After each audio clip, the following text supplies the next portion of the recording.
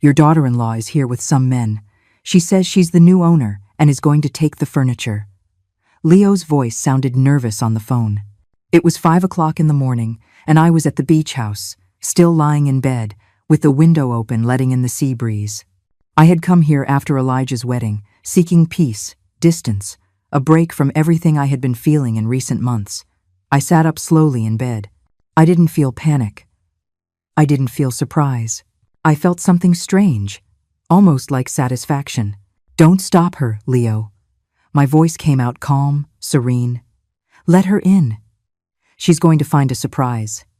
There was a confused silence on the other end. "Are you sure, Miss Rose?" "Completely sure. Let her pass with her men. Just make sure she signs the log with her full name and her ID." I hung up and immediately opened the app on my cell phone. The security cameras I had installed 3 weeks ago. No one knew about them. Not Elijah, not Rebecca, not even my friend Claire. They were small, invisible, strategically placed in every corner of the apartment. Living room, kitchen, bedrooms, main entrance. All streaming live and recording directly to the cloud. The image appeared on the screen. There she was, Rebecca Tierra, my daughter-in-law of just 4 months, standing in the lobby of my building, talking to the men accompanying her, 3 big guys in moving company uniforms. One of them was carrying empty boxes. Another was checking something on a paper. Rebecca had her hair up, wearing workout clothes, as if she had come to exercise. But her face showed something else. Anxiety, hurry, determination. I watched her talk to Leo. She gesticulated a lot, pointing towards the elevator. Although I couldn't hear what she was saying, I read on her lips something that made me grip the phone tighter. "It's my right. It belongs to me now." I touched the screen and switched to the camera in my floor's hallway. It was still empty, silent. My apartment door closed, intact. I went back to the lobby image. Rebecca was already entering the elevator with the 3 men. Leo stayed behind, watching them go, his face worried. Good man. He had worked in that building since I moved in, 10 years ago. He knew my routine, knew I was alone since I was widowed, always greeted me with respect. I took a deep breath. My heart was beating fast now, but not from fear. It was anticipation, like when you know something important is about to happen and you, for the first time in a long time, are in control. The elevator went up. 6th floor, 7th, 8th, 9th. My apartment was on the 10th. I watched the doors open and Rebecca came out first, hurried, followed by the men. She walked straight to my door. She took something out of her purse. A key. My key. The image was clear. The hallway camera captured everything. Rebecca put the key in the lock, turned, and the door opened. They all went in. The apartment light came on. And then, I switched to the interior cameras. There they were, in my living room. Rebecca was looking around with that expression I had seen before. Calculating, evaluating. As if she were appraising every object, every piece of furniture, every detail of my life. The men waited for instructions. "That sofa first," I heard her say clearly. The camera's audio was perfect. "And that table. Be careful with the vases. Those are expensive." One of the men looked at her strangely. "Are you sure the owner gave permission?" Rebecca looked at him with annoyance. "I am the owner now. My mother-in-law signed everything over to me. That old woman, she can't take care of these things anymore. It's better if they're with me." I stayed still, watching the screen, listening to every word. Old woman, can't take care. The same phrases I had heard from her mouth for months, but now said with that confidence, that certainty that I wasn't there to contradict her. Another man asked, "And the documents? We usually need to see something in writing." Rebecca pulled a paper from her purse. She showed it quickly, without letting them read it well. "Here it is. Everything legal. Now, move. We have to finish before it gets too light. Before it gets too light. Before anyone sees. Before the neighbors wake up and ask questions. Before someone calls the police." But it was already too late for that. Because while she was talking, while the men were starting to lift my furniture, while Rebecca was checking the drawers of my sideboard looking for who knows what, the cameras were recording everything. Every movement, every word. And not only that, the app had already sent an automatic alert to my lawyer, Olivia Reed, and to the nearest police station. I set up that system 3 weeks ago. 3 weeks after the dinner at Elijah's house, where I felt sick. 3 weeks after starting to notice strange things. 3 weeks after hearing Rebecca talk on the phone in a low voice about speeding up the process.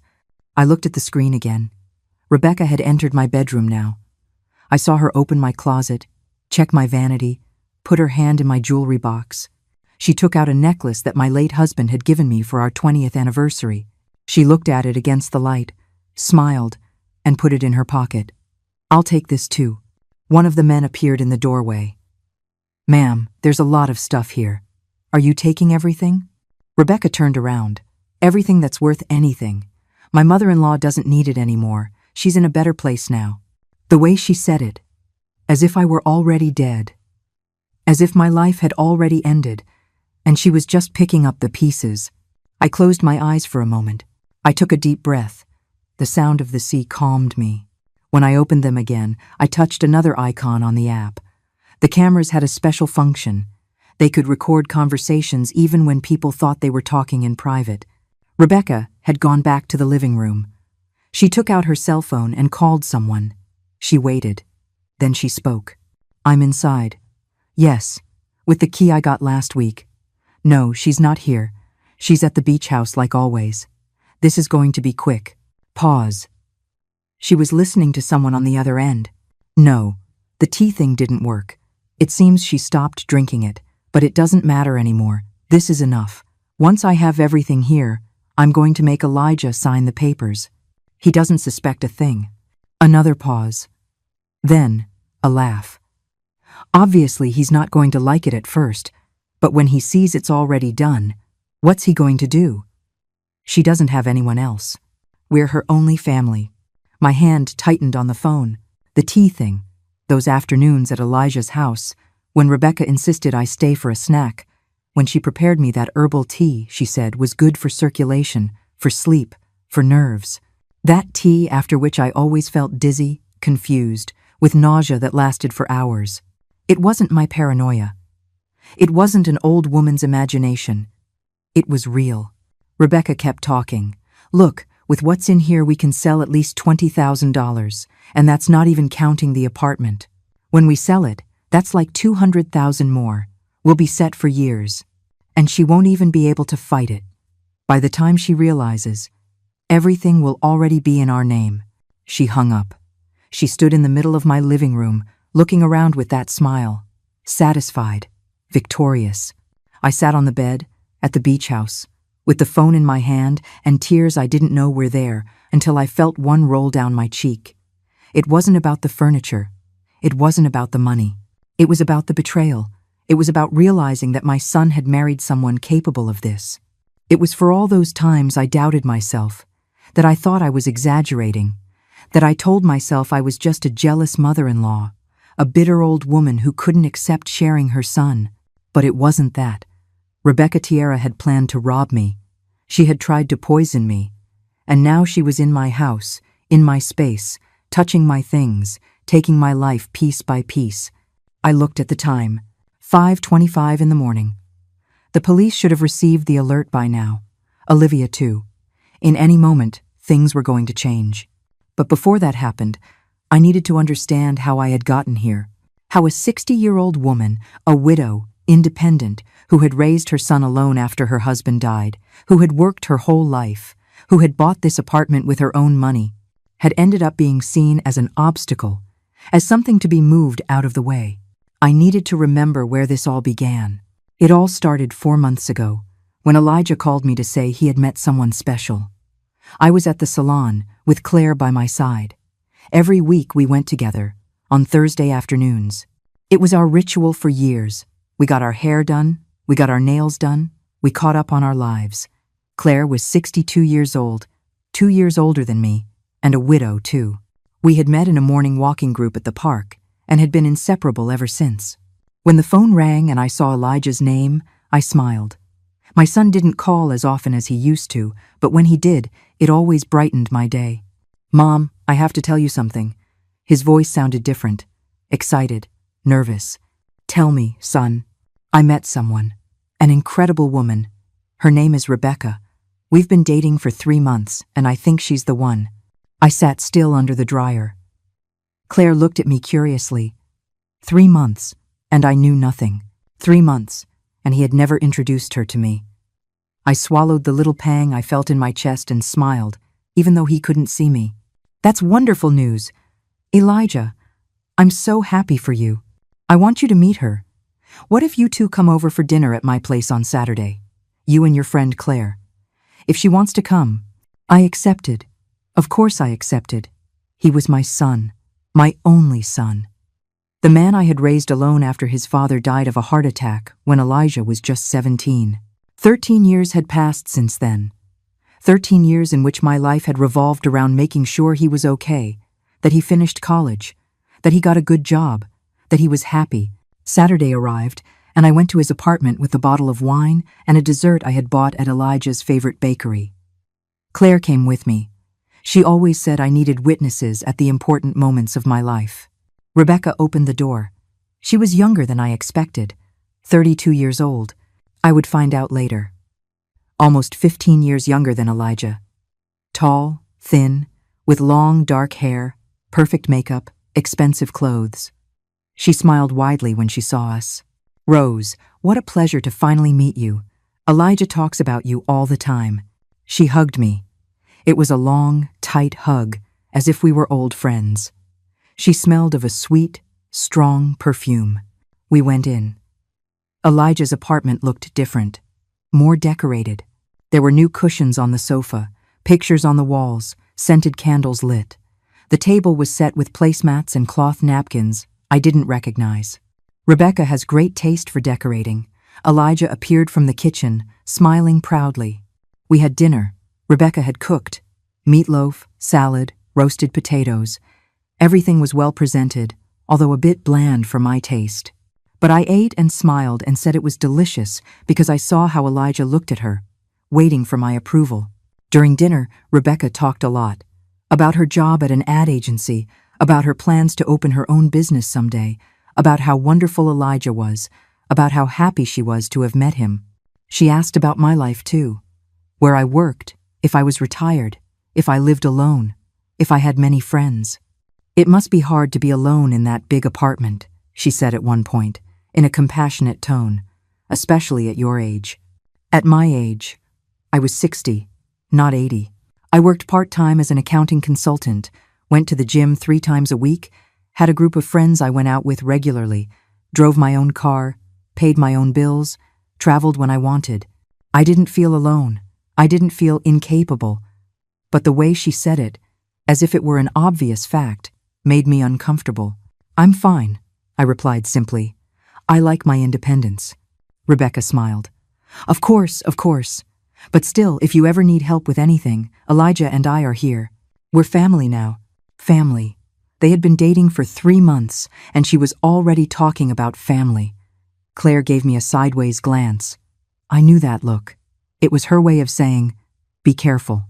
After dinner, Rebecca insisted on making tea. I brought some special herbs. They're great for digestion and for relaxing. She came back from the kitchen with 4 steaming cups. The tea had a strange smell, something between mint and something more bitter that I couldn't identify. I drank a little out of politeness. Claire barely touched hers. Elijah drank his completely, praising the flavor. Rebecca watched us as we drank, smiling.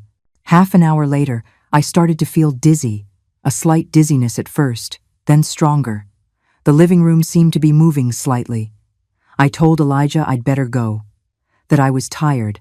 Claire drove me home in my own car because I didn't feel capable of driving. "I don't like that woman," Claire said when we were in the elevator going up to my apartment. "There's something strange about her. And that tea, did you taste it?" I had noticed it too, but I didn't want to admit it. I didn't want to be that mother-in-law, that woman who never accepts anyone because no one is good enough for her son. In the following weeks, Rebecca started to appear more in my life. Calls to invite me for coffee, text messages asking how I was. Surprise visits to the apartment with Elijah, always friendly, always smiling, always with that tone of concern that seemed genuine, but that made me feel watched. "Are you eating well, Rose?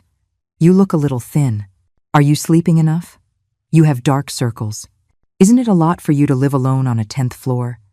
What if something happens to you and no one finds out?" Each comment was like a drop of water. One alone means nothing, but when they accumulate, they start to make a whole. Elijah changed too. He started repeating Rebecca's same phrases. "Mom, are you sure you're okay? Rebecca says she sees you looking tired. Mom, wouldn't it be easier if you lived in a smaller place? Mom, you should think about the future, about what will happen when you can't take care of yourself anymore." I was 60 years old. I worked. I went out. I traveled. But suddenly they were making me feel as if I were on the verge of incapacity. A month later, Elijah called me with other news. They were getting married. In 3 months. Rebecca had already planned everything. A small, intimate wedding, just close family and a few friends. I, of course, would pay for part of the expenses. I was the mother of the groom. It was my responsibility. I contributed $5,000. Money I had saved for years. Money I had set aside for emergencies or for a special trip. But it was my son's wedding. How was I going to refuse? The wedding was nice. Rebecca wore a stunning white dress that, according to Elijah, had cost $3,000. There were flowers everywhere, live music, expensive food, all very elegant. I smiled in the photos. I hugged my son. I welcomed Rebecca to the family. But during the reception, I heard something that chilled my blood. I was in the bathroom, touching up my makeup, when I heard voices on the other side of the door. It was Rebecca talking to someone. A friend, I assumed. "I'm telling you, this marriage is the best investment I've ever made. Elijah is easy to handle, and the old woman has money.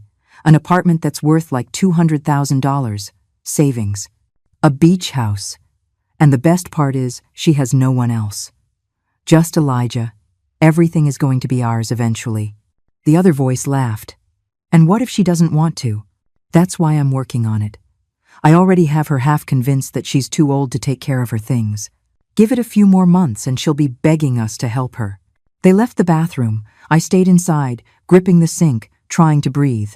It wasn't my imagination. I wasn't being paranoid. Rebecca Tierra had planned everything from the beginning.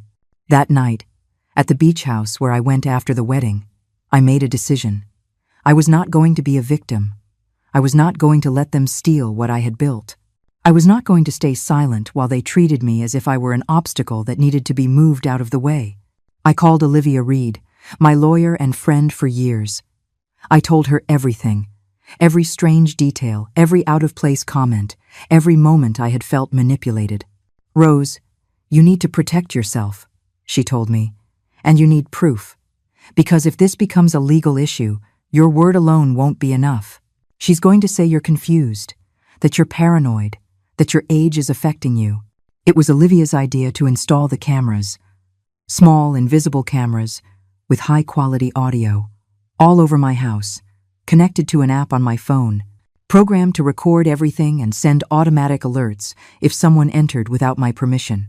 "If she tries anything, you'll have proof," Olivia said, "and that proof will bury her." I installed the cameras 3 weeks ago. I changed the locks too, but I left an old key hidden where I knew Rebecca would find it. I wanted her to think she still had access. I wanted her to feel secure. And it worked. Because now, while I was sitting at the beach house watching my phone, she was in my apartment, stealing my things, confessing her plans, burying herself. 2 weeks after the wedding, while I was still processing what I had heard in the bathroom, Rebecca began the next phase of her plan. She invited me to lunch at her apartment. Well, now it was her and Elijah's apartment. He had bought it 2 years ago with my help, a $15,000 loan he never paid back. But it didn't matter. He was my son. I wanted to help him. I arrived with a plant as a housewarming gift. Rebecca opened the door wearing an apron, as if she had been cooking all morning. The house smelled like homemade food. She hugged me with that same exaggerated enthusiasm as always. "Rose, how lovely. Come in, come in." Elijah is at work, but I wanted us to have some time alone, to get to know each other better. We're family now. I sat on the sofa, the same sofa I had helped Elijah buy. Rebecca brought lemonade in tall glasses with ice and mint. While we drank, she asked me about my daily routine. Do you still go to the gym 3 times a week? Isn't that very tiring for you? No, I like going. It keeps me active. She nodded with that understanding expression. It's admirable, but you have to be careful. At a certain age, the body doesn't respond the same. My grandmother fell at the gym 2 years ago. She broke her hip. She never walked right again. I took another sip of lemonade. It tasted strange, too sweet, with a bitter aftertaste. And that apartment? So big, Rebecca continued. 10 floors up, so many rooms. Don't you feel lonely there? Aren't you afraid something will happen and no one will find out? I have friends who live nearby. Claire stops by often. Yes, but still. A woman your age living alone. Elijah worries a lot about you, you know? He always says it makes him anxious to think about something bad happening to you. My age. Again. As if 60 years was synonymous with incapacity. We had roast chicken with vegetables for lunch. The food was fine, though again a bit bland. Rebecca insisted I eat more, serving me large portions. After lunch, she made that tea again. The same one from the first dinner. The same herbs with that strange smell. It's wonderful for digestion and helps you sleep better. You mentioned you sometimes have insomnia. I had never mentioned that. I slept perfectly well. But she said it with such certainty that for a moment I doubted my own memory. I drank the tea out of politeness. This time the bitter taste was stronger. I forced myself to finish it while Rebecca watched me with that fixed smile. Rose, I want to talk about something important. She leaned forward, as if sharing a secret. Elijah and I have been thinking. You have a lot of properties, a lot of responsibilities. The apartment, the beach house, the bills, the taxes. Wouldn't it be easier if we helped you manage all that? My heart beat faster. I manage my things fine. Of course, I'm not saying you can't, just that sometimes it's good to have help. Someone younger who understands technology, banks, all those modern things. We could make Elijah a co-owner, for example, just for security, so that if anything happens to you, everything is in order. Co-owner. That word hit me like ice water. I don't think that's necessary. Rebecca kept the smile, but something in her eyes changed. Well, think about it. It's just a suggestion. We only want to take care of you. Half an hour later, I started to feel sick again. The same dizziness from the first time. Nausea. The room was moving slightly.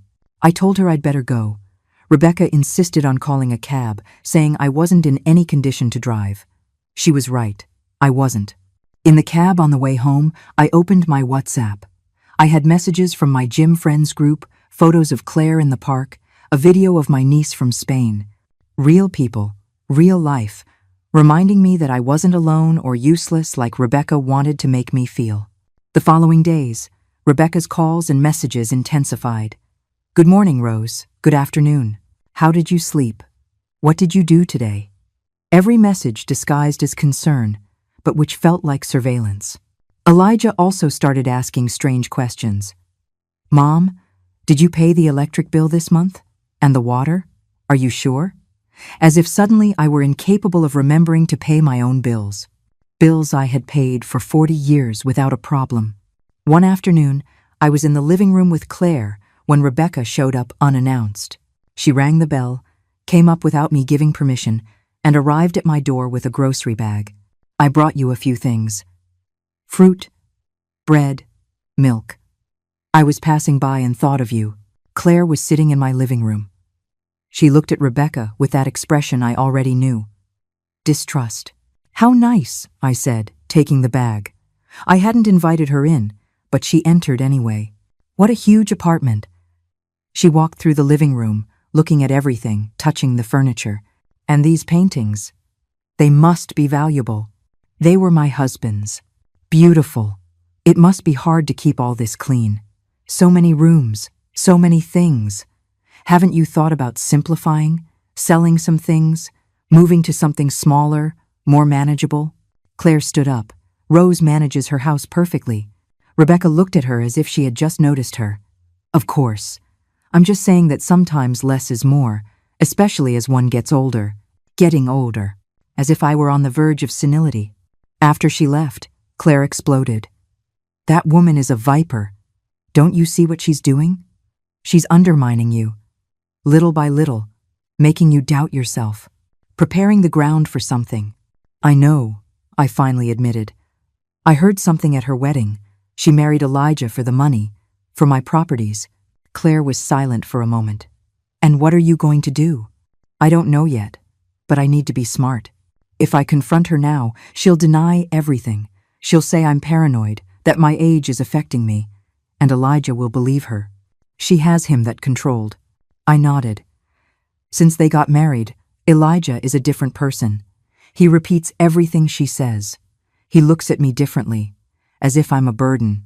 The next day, Rebecca sent another message. We need to talk about something important. Can you come to dinner tonight? I went. Against my better judgment, I went. Because I still had that little sliver of hope that I was wrong, that Rebecca really did care, that my son hadn't traded me for a woman who only saw dollar signs where there should be family. Dinner was tense. Elijah was quiet. Rebecca talked non-stop. After dessert, she pulled out some papers. Rose, we prepared something. She put them on the table. It's a power of attorney. Simple, nothing complicated. Just so Elijah can help you with your bank accounts, with the payments, with the properties. You just have to sign here. I looked at the papers. My name was written there. Blank spaces for my signature.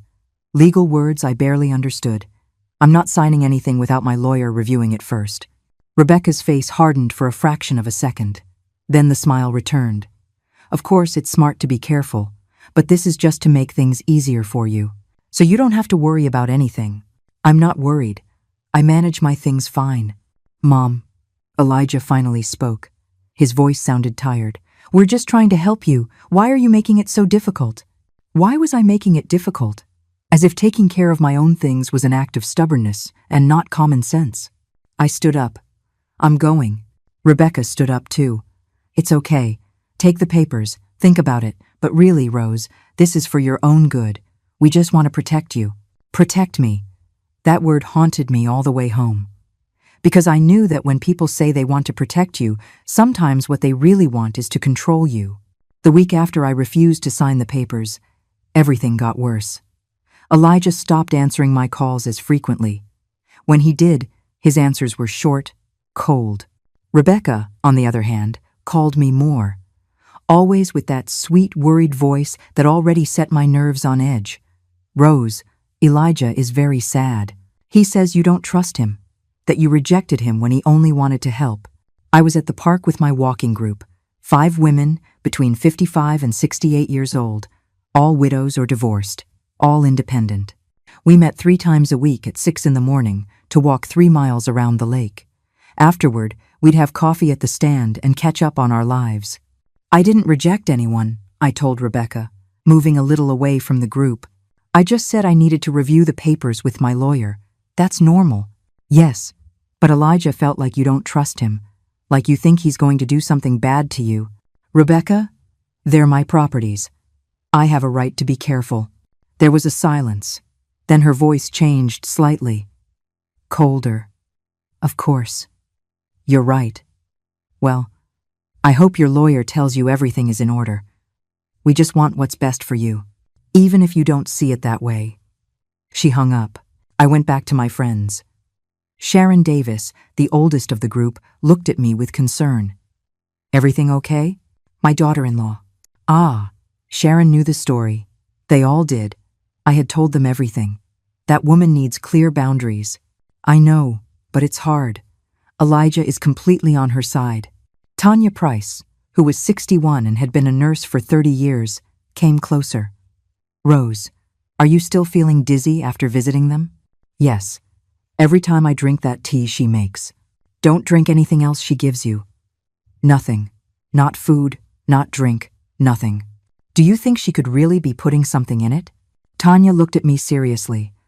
I've seen cases. People who use herbs, medications, anything to make a person seem confused, sick, incapable. Then they say the person needs help, that they can't take care of themselves, and they end up taking control of everything. Her words chilled me. because it made sense. Everything made sense. That afternoon, I went to see Olivia Reed. Her office was downtown, in an old but well-maintained building. Olivia was 65. With completely white hair, she wore short, thick glasses and a brilliant legal mind. She had been my lawyer since my husband died. I showed her the papers Rebecca had wanted me to sign. Olivia read them in silence. Her expression grew more and more serious. Finally, she put them down on her desk and looked at me. "Rose, if you had signed this, you would basically be giving Elijah complete power over all your accounts, your properties, your financial decisions. They could sell your apartment without your consent. They could empty your bank accounts. They could do whatever they wanted." I felt like I couldn't breathe. But Rebecca said it was just to help me, to help themselves. This isn't a help document. This is a power transfer document, and it's written in a very clever way. Any judge who sees it will think you're not in a condition to manage your own affairs. What do I do? Olivia leaned back in her chair. First, never sign anything without consulting me. Second, we need to protect you legally. I'm going to draft documents that clearly establish you are in full command of your faculties, that you make your own decisions, and that no one has authority over your assets except you. Third, and this is important, you need proof of what's happening. What kind of proof? Recordings, messages, anything that shows they are manipulating you. Because if this goes to court, and I suspect it might, your word alone won't be enough. They'll say you're confused, that your age is affecting you, that you need help. They'll paint you as a senile old woman who doesn't know what she's doing. That word old, as if being 60 automatically made me invalid. What if I install cameras in my apartment? Olivia raised an eyebrow. Cameras? To record if they try to enter without my permission, or if they say something compromising when they're there. It's your property. You have every right to install security cameras, and yes, they could be useful as evidence. I left her office with a plan. That same afternoon, I searched online. I found small wireless cameras with high-definition audio. They connected to an app on the phone. They recorded automatically when they detected motion. They saved everything to the cloud. A package of 6 cameras cost $800. I bought them without a second thought. They arrived 3 days later. I spent a whole afternoon installing them, in the living room, hidden behind a picture frame. In the kitchen, on top of the refrigerator. In my bedroom. On the bookshelf. In the dining room. In a decorative plant. In the study, behind some books. At the entrance, camouflaged in the smoke detector, I downloaded the app, set up the notifications, tested that they worked. Everything perfect. I also changed the locks on my apartment, but in a smart way. I hired a locksmith and asked him to leave the old lock installed, but useless, and to put a new one right below it. From the outside, it looked like there was only one lock. But the old key that Rebecca had probably copied no longer worked. And then I waited. I didn't have to wait long. 2 days later, I was at the grocery store when my phone vibrated. Notification from the cameras. Movement detected in the apartment.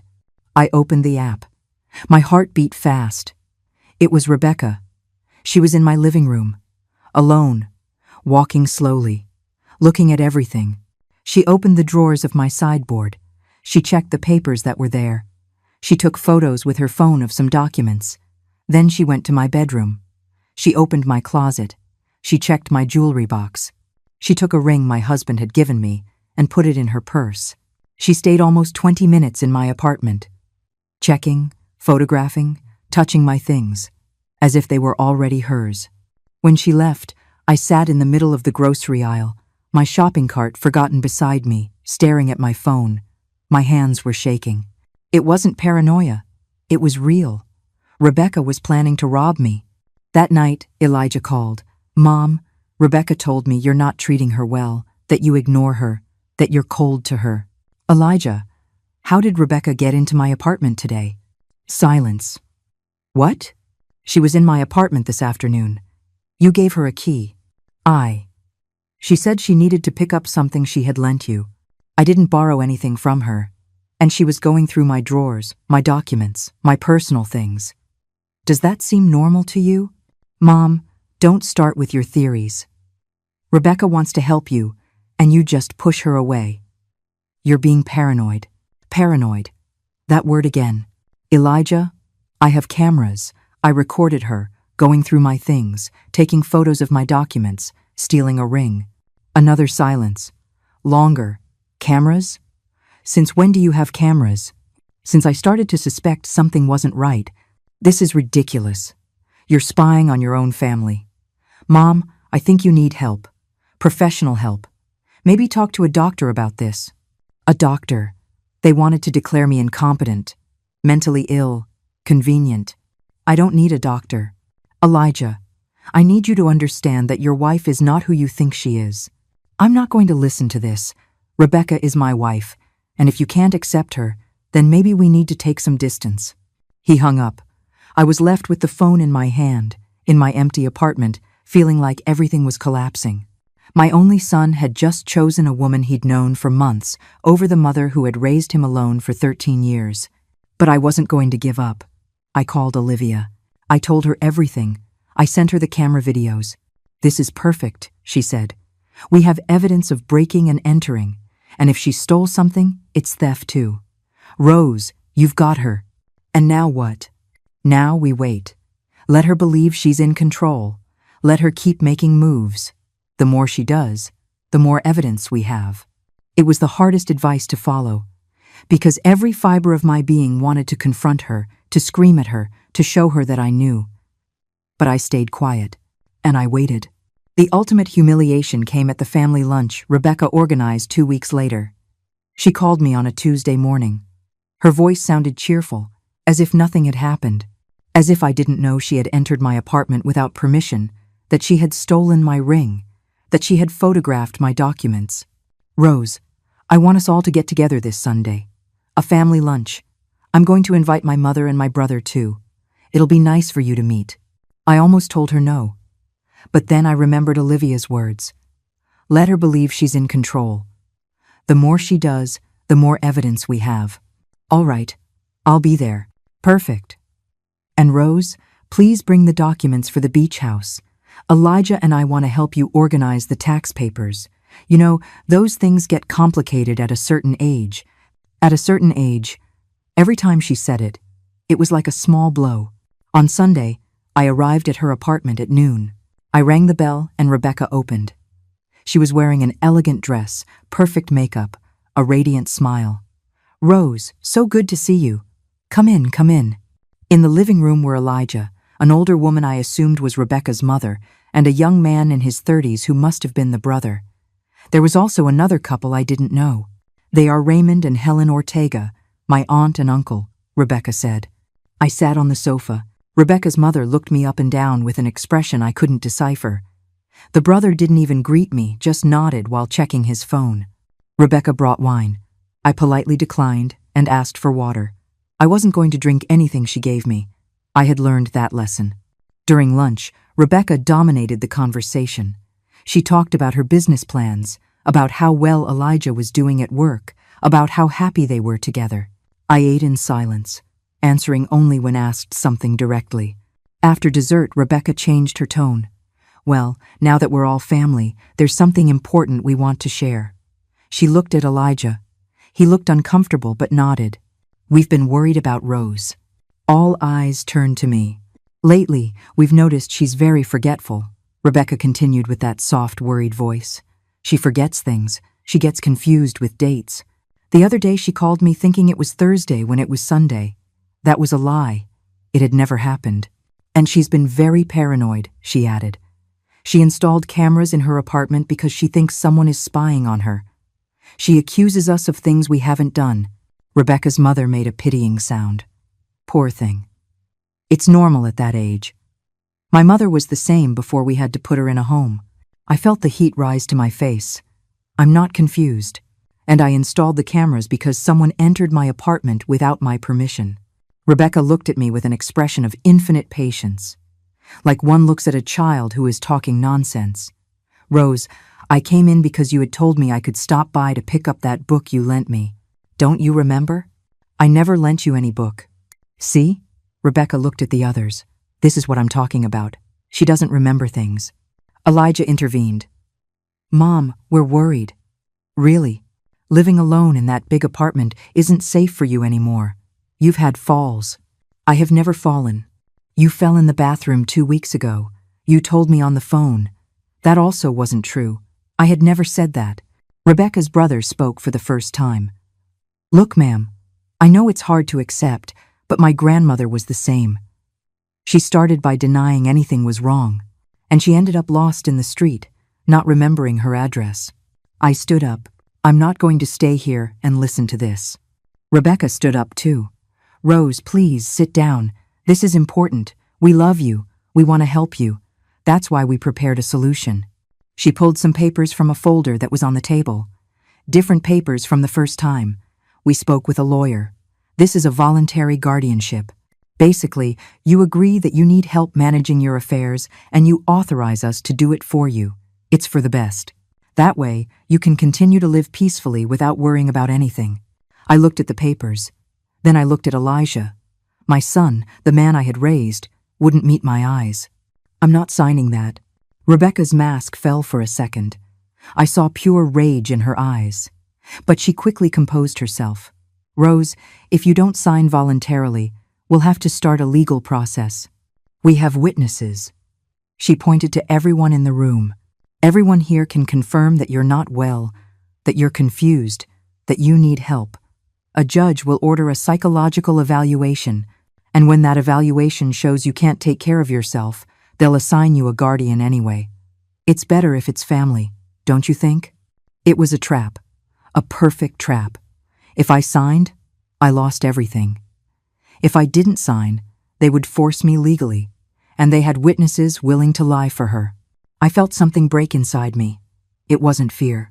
It wasn't sadness. It was a cold, absolute clarity. I need to go to the bathroom.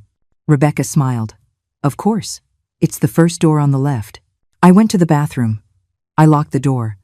I took out my phone. I texted Olivia, my real lawyer. They're trying to force me to sign a guardianship. They have false witnesses. I need help. Her response came in seconds. Don't sign anything. Get out of there. I'm starting legal action immediately. We have the recordings. This is coercion. I took a deep breath. I splashed water on my face. I looked at myself in the mirror. I saw a 60-year-old woman. Tired, yes. Scared, too, but not defeated. I left the bathroom. Everyone was waiting for me in silence. I'm not signing, I said in a clear voice. And if you try to force me, my lawyer will take legal action against all of you for coercion and fraud. Rebecca stood up. Fraud? How dare you? I know exactly what you're doing. I know you entered my apartment without permission. I know you stole my ring. I know you've been making things up about me to make it seem like I'm incapacitated. And I have proof of everything. The room fell into absolute silence. Elijah finally looked at me. Mom, what are you talking about?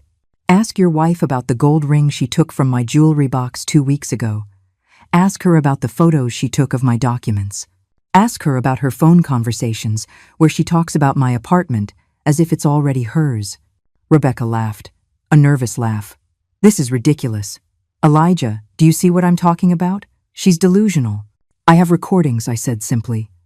Cameras with audio, all over my apartment, recording every time someone enters, saving everything to the cloud. And my lawyer has copies of everything. I turned to Elijah. Son, I love you, but your wife married you for money, for my properties. And she has been trying to make me seem incapable so she can take it all. That's not true. Rebecca's voice was sharp now. Elijah, don't believe her. She's sick. She's seeing things that don't exist. But Elijah was looking at me differently now, as if he were finally seeing something that had been there all along. I grabbed my purse. I'm leaving. And the next time someone enters my apartment without my permission, I'll call the police. I left. No one stopped me. In the elevator, going down, my hands were shaking. I had broken the silence. I had shown my cards. But I had no other choice. Outside, in my car, I sat for a long time. The phone rang. It was Claire. How was lunch? Horrible. I'll tell you later. Are you okay? No. I wasn't okay, but I was going to be. I'm going to be. I drove to the beach house. I needed to be away. I needed to think. I needed to prepare for what was coming, because now Rebecca knew that I knew.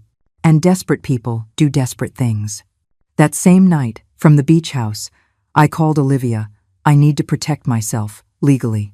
Now. We met the next day. She came all the way to the beach with a folder full of documents. We sat on the terrace with the sound of the waves in the background as she explained every step we were going to take. First, we're going to get a full psychological evaluation with a certified professional to prove you're in full command of your mental faculties, that there's no dementia, no confusion, nothing to justify a guardianship. I nodded. How long does that take? A week. Maybe 2. It's several sessions, cognitive tests, interviews. But it's essential because when Rebecca tries to say you're incapacitated, we'll have recent medical evidence that contradicts it.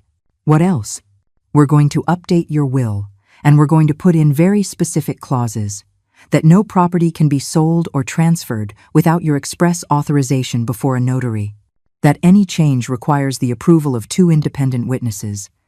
Basically, we're going to armor plate everything. I took mental note of everything.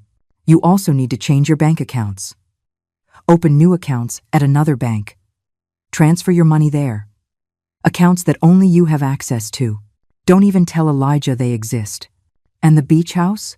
That's just in your name, right? Yes. I bought it 5 years ago with money from my job. Good. We're going to make sure that's very clear in all the records. And we're going to install cameras here too. If Rebecca tries to get in, we'll know. I spent the next few days executing the plan. I went to a forensic psychologist Olivia recommended. Dr. Julian Hayes, a 50-year-old man with 30 years of experience evaluating mental capacity. He gave me memory tests, reasoning tests, temporal and spatial orientation tests. He asked me about my life, my routines, my financial decisions. It was exhaustive. But when we finished, he gave me his verdict. Mrs. Rose, you are perfectly competent. There are no signs of cognitive decline, no confusion. There is nothing to justify someone else making decisions for you. I will write up a full report, and if necessary, I will testify before a judge. I left his office with a feeling of relief mixed with anger. Relief because I had confirmation. Anger because I needed that confirmation in the first place. Because my own family had made me doubt my sanity.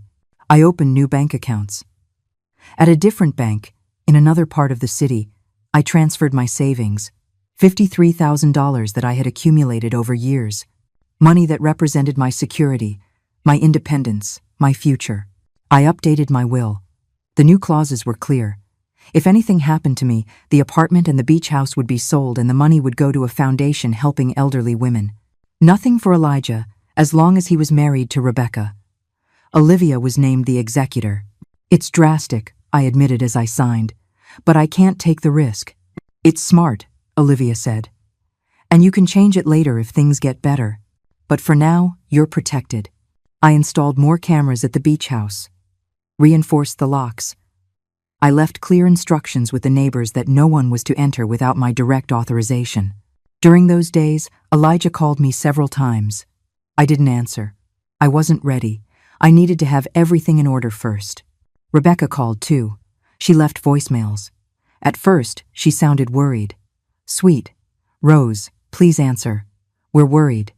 What happened on Sunday was a misunderstanding. Then the messages changed tone. You can't hide forever. We need to resolve this. And finally, barely veiled threats.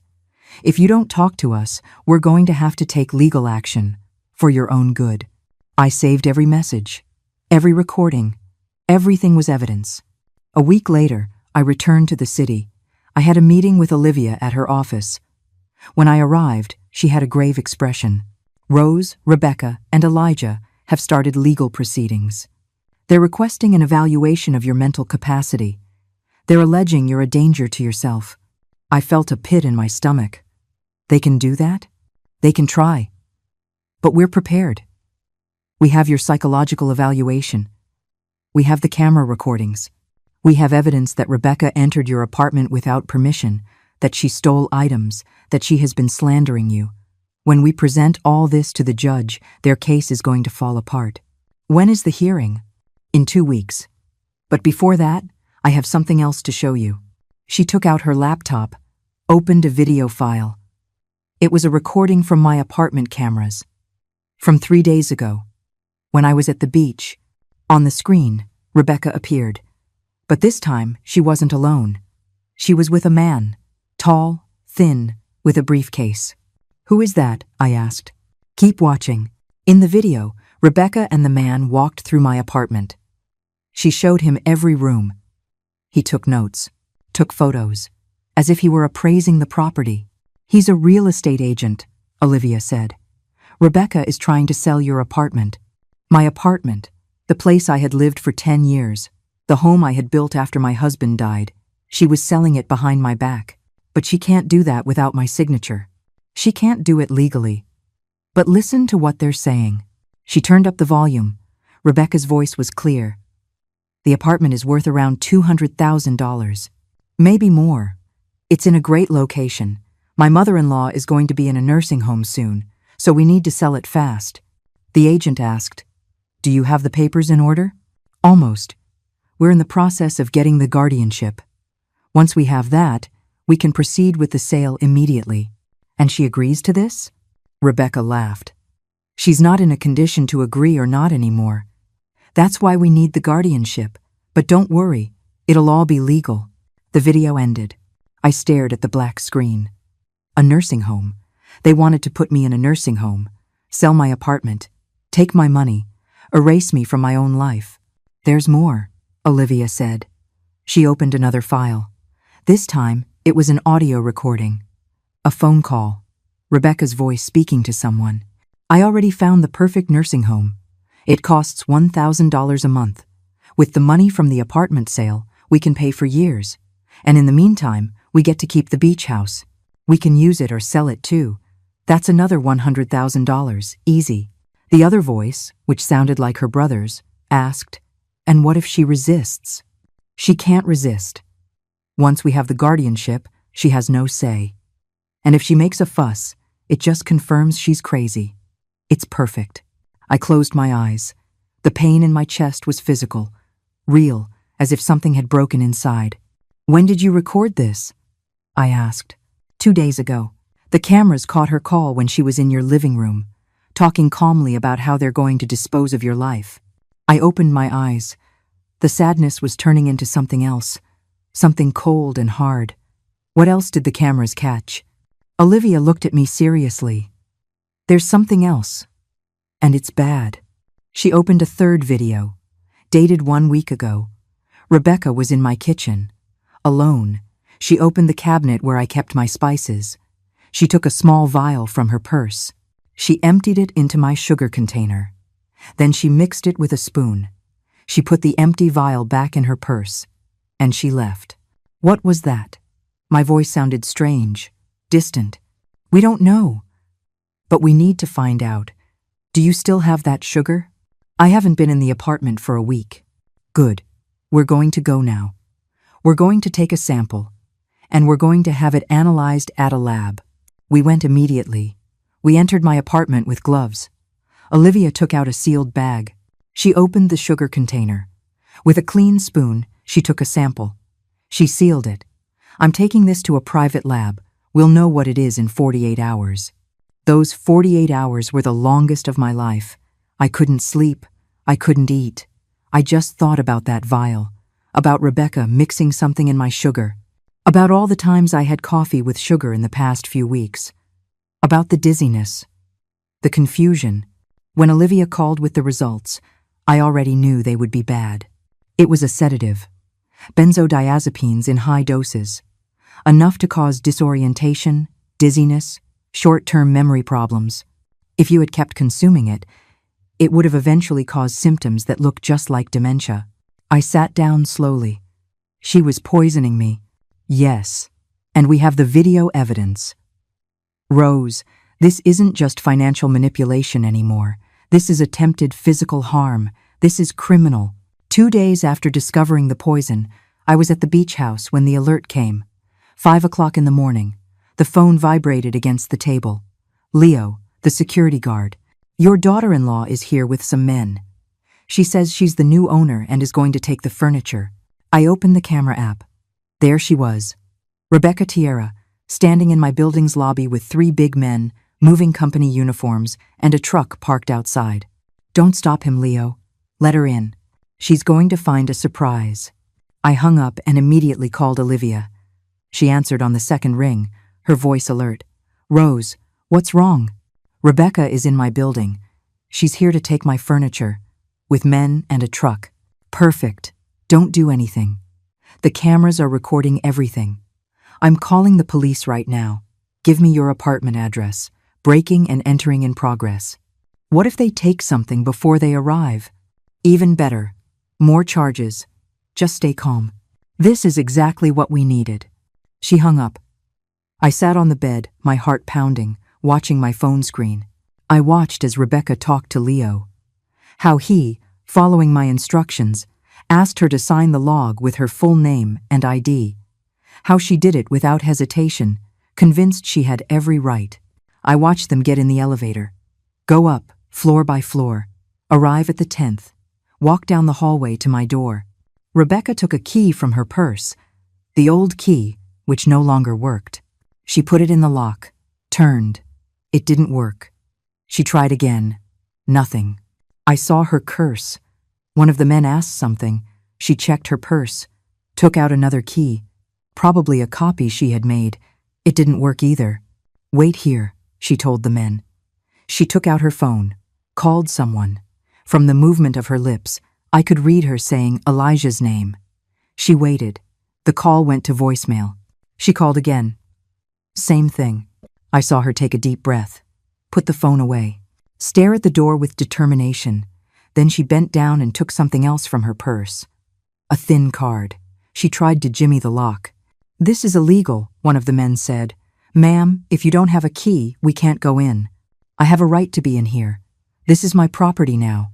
My mother-in-law signed it over. Do you have papers to prove it? Rebecca pulled a crumpled paper from her purse. She flashed it at them. Here. Power of attorney. All legal. The man looked at it more closely. This isn't signed by the owner. Yes, it is.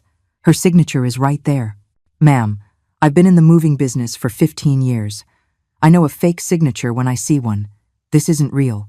Rebecca snatched the paper back. Look, I'll pay you double if you help me get in. I just need to get a few things. Quickly. The men looked at each other. One of them shook his head. No. This isn't right. We're leaving. I'll pay you $3,000. In cash. Right now. $3,000. To help her rob me. The men hesitated. But finally, 2 of them nodded.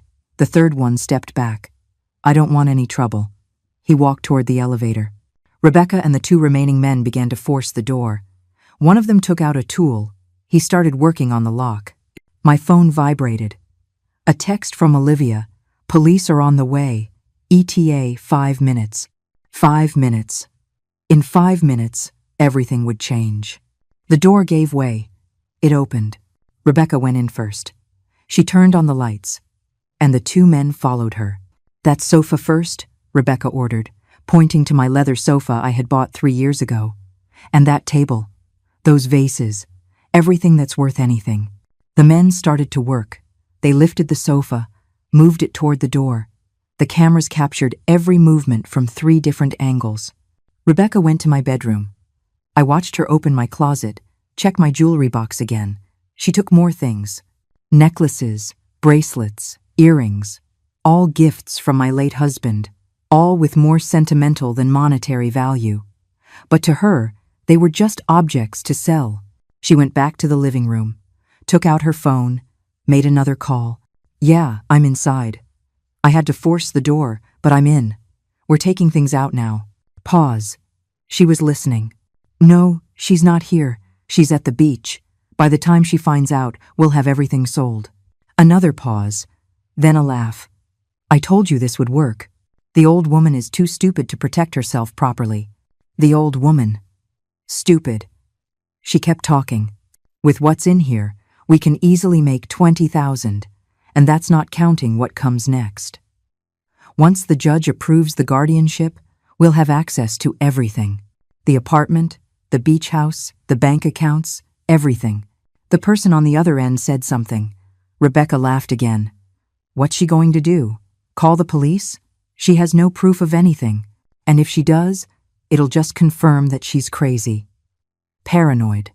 Exactly what we need for the incapacity case. A long pause. Then her voice changed. It became colder. Look, I already tried with the tea, but she stopped drinking it. And then I tried with the sugar. I put in enough sedative to keep her confused for weeks. But that didn't work either because she's barely been in the apartment. So we have to do this by force. Take what we can now and fight for the rest later. My hand tightened on the phone. She was confessing. Everything. Poisoning. Theft. Conspiracy. And the cameras were recording every word. One of the men appeared at the entrance. Ma'am, this is taking too long. Someone could call the police. Relax. No one's going to call. Just get what's left and let's go. But then I heard something else. Sirens. Distant at first, then closer.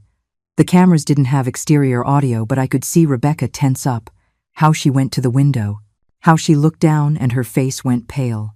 No, no, no, no. She ran to the men. Leave everything. Let's go. Now. But it was too late. The hallway cameras showed the exact moment the elevator doors opened and 4 police officers came out.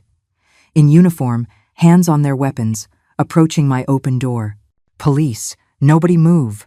I saw Rebecca try to run for another exit. How one of the officers stopped her. How he pushed her against the wall. How he put the handcuffs on her. Let me go. You don't understand. I have a right to be here. This apartment is mine. Ma'am, you're under arrest for breaking and entering. No, no, call my husband. He'll explain. His mother gave me permission. The owner of the apartment, Mrs. Rose, filed a complaint. We have a warrant for your arrest. The 2 men were also handcuffed. One of them was yelling that he just worked for the moving company, that he didn't know anything. The other was quiet, head down. I watched them take Rebecca out of my apartment. How she screamed, fought, insisted on her innocence. How the neighbors came out of their apartments, watching, whispering. My phone rang. Olivia, did you see it? Everything. The recordings are already being sent to the DA's office. We don't just have breaking and entering. We have attempted theft, document forgery, and most importantly, we have her confession about the poisoning. Rose, this is a solid criminal case. I was silent for a moment. Processing. After months of manipulation, of feeling invisible, of doubting myself, there was finally justice. And now what? Now Rebecca is going to spend the night at the police station. Tomorrow she has a bail hearing. We're going to present all the evidence. The recordings, the lab analysis of the sugar, everything. The DA is going to ask for her to be denied bail because she's a danger. And Elijah? Olivia sighed. That's the hard part. Elijah doesn't appear in any of the recordings doing anything illegal. Rebecca acted alone. We can prove she planned everything, that she entered without permission, that she poisoned the sugar. But Elijah, we don't have proof that he knew. He had to have known. Maybe, but legally, we need proof. And for now, we don't have it. I hung up. I sat on the bed, watching the sunrise through the window. The sky was painting itself orange and pink. The sea was calm. My phone vibrated again. A message. From Elijah. Mom, please. I need to talk to you. Rebecca's been arrested. I don't understand what's happening. Please call me. I looked at the message for a long time. My son. The man I had raised. The man who had chosen a criminal over his own mother. I didn't answer. Not yet. The bail hearing was 3 days later. Olivia insisted that I be present. They need to see you. They need to see you're not a confused old woman like Rebecca wants them to believe. They need to see a strong, coherent woman who knows exactly what was done to her. I dressed carefully that morning. A gray pantsuit, white blouse, closed-toe shoes. Nothing flashy, just professional. Dignified. Claire came with me. She sat beside me in the courtroom, squeezing my hand. When they brought Rebecca in, I almost didn't recognize her. No makeup, her hair unkempt, wearing an orange prison jumpsuit. She looked small, vulnerable, but when her eyes met mine, I saw the same coldness as always. Elijah was there too, in the back row. He looked destroyed. Red eyes, wrinkled clothes, as if he hadn't slept in days. He looked at me with a pleading expression. I looked away. The judge entered. A woman in her 50s. A serious expression. She reviewed the documents in silence. Then she spoke. Miss Rebecca Tierra, you are charged with breaking and entering, attempted theft, document forgery, and attempted poisoning. How do you plead? Rebecca's lawyer, a young man in a cheap suit, stood up. Not guilty, Your Honor. My client had a right to be in that apartment. Her mother-in-law suffers from dementia and had given her verbal permission. The judge looked at him skeptically. Do you have proof of this verbal permission? Not at this time. But, then it's not relevant. The judge turned to the prosecutor. Does the prosecution have evidence? The prosecutor, an older man with years of experience, stood up. Yes, Your Honor. We have video and audio recordings of the defendant entering Mrs. Rose's apartment without authorization. We have recordings of the defendant confessing to adulterating food with sedatives. We have lab analysis confirming the presence of benzodiazepines in the victim's sugar. And we have witnesses who confirm the defendant forced entry with the help of third parties. Rebecca leaned toward her lawyer, whispering furiously. He shook his head. Your Honor. The prosecutor continued. Miss Tierra represents a clear danger to the victim. For months, she has been trying to make her appear mentally incapacitated to take her properties. She went so far as to poison her. If she is granted bail, there is a risk she will try to contact the victim or destroy additional evidence. The judge looked at Rebecca. Anything to add, Miss Tierra? Rebecca stood up. Her voice was trembling. Your Honor, this is a horrible misunderstanding. I love my mother-in-law. Everything I did was to help her. She's confused. She doesn't understand what she's saying. The recordings are quite clear, the judge said dryly. Those recordings are taken out of context. I was joking on the phone. I never poisoned anything. The lab is wrong. The judge reviewed more papers. It says here, you also initiated legal proceedings to obtain guardianship over Mrs. Rose, alleging mental incapacity. Is that correct? Yes, because I was worried about her. Because I love her. But Mrs. Rose voluntarily submitted to a full psychological evaluation with Dr. Julian Hayes, who determined she is in full command of her mental faculties. No signs of dementia, no signs of confusion. How do you explain that? Rebecca stammered. The doctor must be mistaken. Or she fooled him. My mother-in-law is very manipulative when she wants to be. To hear that, after everything, calling me manipulative, when she was the one who had planned to rob me, poison me, lock me in a nursing home. The judge closed the folder. I've heard enough. Bail is denied. Miss Tierra will remain in custody until trial. Given the circumstances and the severity of the charges, especially the attempted poisoning, I find that she represents a danger to the victim and to society. Rebecca screamed, No! This isn't fair. Elijah, do something. Elijah stood up. Your Honor, please. My wife wouldn't do this. There has to be a mistake. The judge looked at him.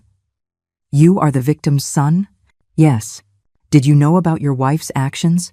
Elijah hesitated. That hesitation condemned him. She told me my mother needed help, that she was confused. I just wanted to protect her. Protect her by forging documents and trying to steal her properties? No, I never. The DA will determine your level of involvement in this. For now, I suggest you hire a good lawyer. They took Rebecca away, screaming, crying, blaming. First, she blamed me, then Elijah, then the system. She never blamed herself. We left the courtroom. In the hallway, Elijah caught up to me. Mom, wait, please. I stopped. I turned. I looked at him. Really looked at him, for the first time in weeks. Did you know? I asked simply. What? About the poison.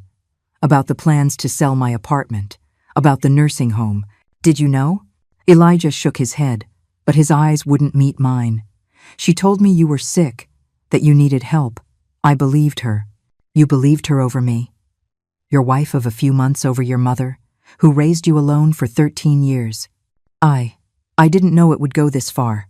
You have to believe me. You didn't know? Elijah, how many times did I tell you something was wrong? How many times did I tell you I felt sick after visiting you? How many times did I try to tell you Rebecca wasn't who she said she was?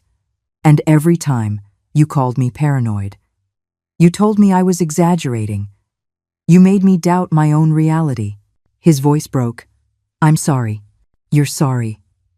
The anger I had been holding back for months finally came out. I almost ended up in a nursing home. Elijah, your wife poisoned me. She made me feel crazy. She planned to steal everything I have. And you helped her. Maybe not directly, but your silence, your denial, your decision to believe her and not me, that was helping her too. Mom, please. She's my wife. I have to support her. Those words. Like a final blow. Then support her. Visit her in jail. Pay for her lawyer. Stay by her side while she faces criminal charges. But don't ask me to understand. Don't ask me to forgive. Because I had to make a choice too. And I chose to protect myself. I chose to believe in myself when no one else did. So, what? I'm not your son anymore? You'll always be my son. But that doesn't mean I have to accept how you treated me. That doesn't mean everything goes back to the way it was. Because it can't. Not after this. Claire took my arm. Rose, let's go. I looked at Elijah one last time. I saw the boy he had been, the young man I had raised, the man he had become. And I realized I had failed at some point. Not in raising him, not in loving him, but in teaching him that love doesn't mean sacrificing your dignity. That family can't ask you to erase yourself. If you ever understand what you did, I told him, if you ever truly comprehend the damage you caused, then we can talk. But until that day, I need distance. I turned and walked away. In the car, Claire drove in silence for a while. Then she spoke. You did the right thing. It doesn't feel like the right thing. It never does at first. But in time, you'll see it was necessary. That night, alone at the beach house, I sat on the terrace looking at the sea. My phone rang. A message from Olivia. The DA is proceeding with all charges against Rebecca. The trial will be in 3 months. Your testimony will be critical. Are you ready? I looked at the message. 3 months. 3 months of waiting, of remembering, of reliving it all, but also 3 months of healing, of rebuilding, of learning to be myself again. I replied, I'm ready. And I was. Because for the first time in a long time, I wasn't afraid. I had clarity, I had strength, and I had something Rebecca could never take from me. I had my truth. The trial came 3 months later. During that time, I lived peacefully at the beach house. Claire came to visit me every weekend. My friends from the walking group called often, sent me messages of support, photos of their lives. Sharon sent me a video of her granddaughter dancing. Tanya shared healthy recipes, small gestures that reminded me I wasn't alone. I went back to the gym. I resumed my yoga classes. I cut my hair shorter, a change I had wanted to make for a long time but never dared. I took selfies with Claire at the salon and posted them on my WhatsApp. I felt alive again, free. Elijah tried to call me several times during those months. I didn't answer. I wasn't ready. Maybe I never would be. And I had to accept that possibility. The day of the trial, I arrived early. I wore a light blue dress, simple but elegant. Olivia was waiting for me at the courthouse entrance. Ready? She asked. Ready. The courtroom was full. People I didn't know. Press. Apparently, the case had attracted attention. A story about an older woman defending herself against a manipulative daughter-in-law resonated with many. Rebecca entered with her lawyer. She looked different, thinner, her hair shorter, but her eyes were still the same. Cold, calculating. The trial lasted 2 weeks. They presented evidence after evidence. The camera recordings were played in the courtroom. I saw the jury members react when they heard Rebecca confess to the poisoning. I saw their faces of disgust when they watched her going through my drawers, stealing my things, planning my confinement. The lab analysis of the sugar was presented. The doctor who analyzed it testified that the amounts of sedative found were enough to cause severe confusion, short-term memory loss, disorientation, symptoms that could easily be mistaken for dementia. Dr. Julian Hayes, the forensic psychologist, testified about my evaluation. He explained in detail that I was completely competent, that there were no signs of cognitive decline, that I was an intelligent and articulate woman in full control of her mental faculties. Leo, the security guard, testified about the morning Rebecca arrived with the men. He confirmed she had claimed to be the new owner, that she had tried to take my belongings. The movers who accompanied her also testified. One of them, the one who refused to participate, explained that Rebecca had offered them $3,000 to help her force the entry, that she had shown them false documents. And finally, it was my turn. I took the stand. I swore to tell the truth. I sat in front of a room full of strangers who now knew the most intimate details of my life. The prosecutor asked me questions about my relationship with Elijah, about how I met Rebecca, about the changes I noticed, about the dizziness, about the manipulation, about the fear. I spoke in a clear, firm voice, without crying, without being dramatic, just the truth. She made me doubt myself, I said at one point. She made me feel like I was losing my mind, that my age had made me incapable. And the worst part is, I almost believed her. I almost accepted that maybe I was confused, that maybe I did need someone else to make decisions for me. But then you realized something important? The prosecutor asked. That being 60 years old doesn't make me incompetent. That being a widow doesn't make me vulnerable. That living alone doesn't make me weak. I am a woman who worked her whole life, who raised a son alone, who bought her own properties with her own money, and no one has the right to take that away from me. No one has the right to make me feel less than what I am. I saw several women in the audience nod. I saw tears in some eyes. Rebecca's lawyer tried to discredit me during cross-examination. He asked about my age, about whether I took medication, about whether I sometimes forgot things. But every question had a clear answer. I didn't take medication. I didn't forget things. And my age was not a disease. After 2 weeks, the jury deliberated. 3 hours later, they returned with the verdict. Guilty. On all counts. Rebecca screamed. Her lawyer tried to calm her, but there was nothing to be done. The evidence had been overwhelming. The sentencing came a week later. 5 years in prison for breaking and entering, theft, and document forgery. 3 additional years for attempted poisoning. 8 years in total. When the judge delivered the sentence, I felt something strange. It wasn't joy, it wasn't satisfaction, it was closure. It was the confirmation that my truth mattered, that defending my dignity had been worth it. I left the courthouse with Olivia and Claire. Outside, there were cameras, reporters. Several asked me for statements. Olivia spoke for me, saying we were satisfied with the outcome, that we hoped this case would serve as an example. But one reporter approached me directly. Mrs. Rose, do you have anything to say to other women who might be going through similar situations? I looked at the camera. I thought of all the women who had written to me during the trial. Older women who felt invisible in their own families, who doubted themselves, who accepted mistreatment because they believed it was their duty as mothers, as grandmothers. Yes, I said. If something doesn't feel right, trust your instinct. It doesn't matter how old you are. It doesn't matter if people tell you you're exaggerating or that you're paranoid. You know your life. You know your mind. And you have the right to protect yourself. You have the right to say no. You have the right to set boundaries. Even with family. Especially with family. That night, at the beach house, I sat on the terrace with a glass of wine. The sea was calm. The sky was full of stars. My phone vibrated. A message from Elijah. Mom, I saw the verdict. You were right about everything. I don't know how to apologize. I don't know if you'll ever be able to forgive me. But I need you to know that I am sorry. For everything. For not listening to you. For choosing wrong. For making you suffer. I'm starting the divorce. I don't want to have anything to do with someone capable of hurting you. I love you. I've always loved you. And if you ever want to talk, I'll be here. I read the message several times. I felt something soften in my chest. It wasn't forgiveness yet. But maybe, with time, it could be. I didn't reply that night. But I saved the message. The following months were about rebuilding. I sold the city apartment. Too many dark memories there.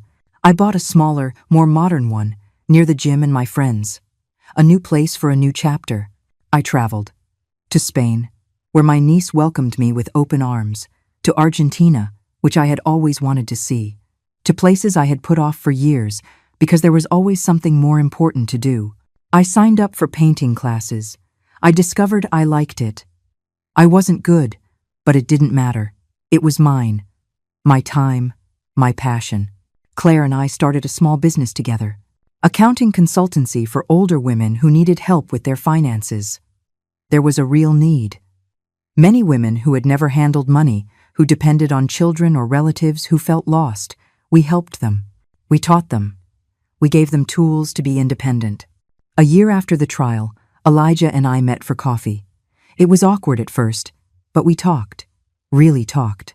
He about his therapy, about how he was learning to recognize manipulation, about his divorce process, me about my new life, my travels, my business. We didn't go back to what we were before. That relationship had died, but we were building something new, something based on mutual respect, on clear boundaries, on honesty. One afternoon, 2 years after everything, I was at the salon with Claire. We were getting our nails done, laughing about something silly, when my phone vibrated.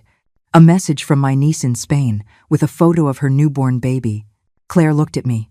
"Everything okay?" I smiled. "Yes, everything is fine." And it was. Finally. Because I had learned the most important lesson of my life. Taking care of others is beautiful. But taking care of yourself isn't selfishness. It's survival. It's dignity. It's self-love. For so many years, I had taken care of everyone. Of my husband when he was sick. Of Elijah as he grew. Of whoever needed me. But finally, after 62 years of life, I was the one deciding who to take care of. And I chose myself. And that choice saved my life.